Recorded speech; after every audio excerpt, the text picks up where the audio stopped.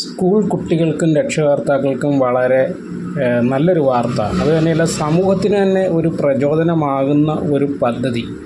അതാണ് ഇപ്പോൾ വി ശിവൻകുട്ടി പ്രഖ്യാപിച്ചിരിക്കുന്നത്.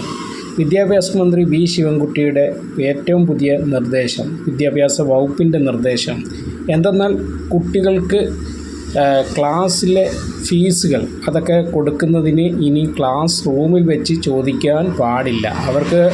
അവരെ ബോഡി ഷെയിം ചെയ്യുവാൻ പാടില്ല. അങ്ങനെ വളരെ പുരോഗമനപരമായി മനുഷ്യൻ ചിന്തിക്കേണ്ട കുറേ കാര്യങ്ങളിൽ നിർബന്ധിത ഉത്തരവ് സർക്കാർ ഇപ്പോൾ പുറപ്പെടുവിച്ചിരിക്കുകയാണ്.